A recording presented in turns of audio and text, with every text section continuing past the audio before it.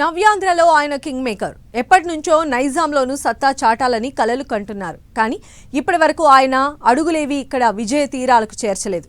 ఏపీలో పవర్లోకి వచ్చాక తెలంగాణ పైన పవన్ సీరియస్ గా దృష్టి పెట్టలేదు. జూబ్లీహిల్స్ బై ఎలక్షన్ ప్రచారానికి కూడా రాలేదు. కానీ లేటెస్ట్ గా మున్సిపల్ ఎన్నికల్లో బరిలోకి దిగుతామని ప్రకటించారు. కట్ చేస్తే బీజేపీ గెలుపు కోసం ప్రచారానికి రాబోతున్నారు. పవన్ ప్రచారం చేసేది బీజేపీ అభ్యర్థుల కోసమా, జనసేన విజయం కోసమా? సేనాని కన్ఫ్యూజన్ లో ఉన్నారా? జన సైనికులనే డైలమాలో పడేస్తున్నారా?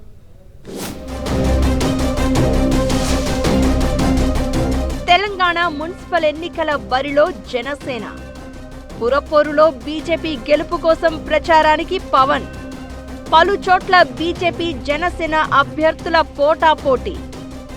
ఎవరిని గెలిపించాలని పవన్ పిలుపునివ్వబోతున్నారు? పవన్ డెసిషన్స్ పై తెలంగాణ జనసేనలో ఆసక్తికర చర్చ. పవన్ కళ్యాణ్ ఆంధ్రాలో రాజకీయం చేసుకోవాలన్న పీసీసీ చీఫ్. గతంలో తెలంగాణ ఏర్పాటును ఉద్దేశించి పవన్ చేసిన వ్యాఖ్యలపై చర్చ. ఏపీలో జగన్ను ఓడించిన జోష్లో తెలంగాణలోనూ ఇటు కాంగ్రెస్ అటు బీఆర్ఎస్ కు చెక్ పెట్టాలని ఎప్పటినుంచో ఆశపడుతున్నారు Janasena chief, AP deputy CM Pawan Kalyan. రాబోయే స్థానిక సంస్థల ఎన్నికలే లక్ష్యంగా మున్సిపల్ ఎన్నికల నుంచే రాజకీయ సమరం మొదలు పెట్టాలనుకున్నారు. పురపాలక సంఘం ఎన్నికల్లో పోటీ చేస్తామని బరిలోకి కూడా దిగారు.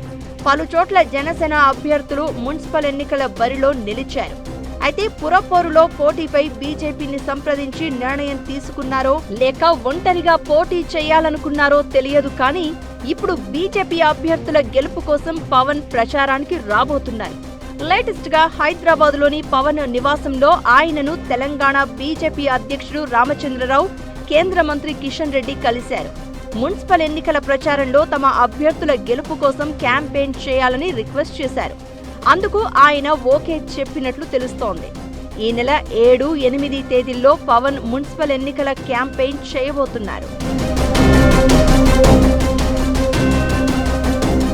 అయితే పవన్ ఎవరిని గెలిపించాలని ఓటర్లకు పిలుపునివ్వబోతున్నారు అన్నది ఆసక్తికరంగా మారింది. ఎందుకంటే బీజేపీ జనసేన అభ్యర్థులు బరిలో ఉన్నారు. పైగా చాలా చోట్ల ఈ రెండు పార్టీల క్యాండిడేట్ల మధ్య ఓట్ల చీలిక జరిగే అవకాశం ఉంది. అయితే బీజేపీతో అలయన్స్ లో ఉన్న పవన్ తన పార్టీని ఒంటరిగా మున్సిపల్ ఎన్నికల బరిలోకి దించడం ఏంటి? బీజేపీ నేతల కోరిక మేరకు ఆ పార్టీ అభ్యర్థుల గెలుపు కోసం ప్రచారానికి రావడం ఏంటన్న చర్చ జరుగుతోంది. పవన్ ఏ ప్రాంతాల్లో ప్రచారం చేయనున్నారు? అక్కడ జనసేన నుంచి పోటీ చేస్తున్న అభ్యర్థుల పరిస్థితి ఏంటన్నది కూడా ఆసక్తికరంగా మారింది. అయితే తెలంగాణ ఏర్పాటు తర్వాత 2014లో బీజేపీ తరపున ప్రచారం చేశారు. కానీ ఆయన ప్రచారంతో ఆశించిన ఫలితాలేవీ రాలేదని అప్పట్లోనే కమలనాథులు చెవులు కొరుక్కున్నారు. అంతేకాదు గత ఎన్నికల సమయంలో ఆయన ప్రచారాన్ని కూడా వద్దనుకున్నారు.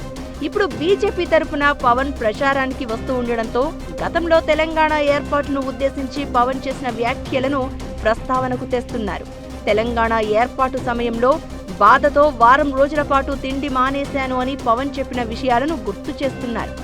అంతేకాదు కోనసీమ కొబ్బరి పంటకు తెలంగాణ వాళ్ల దిష్టి తగిలిందని లేటెస్ట్ గా పవన్ చేసిన కామెంట్స్ కూడా హాట్ టాపిక్ అయ్యాయి.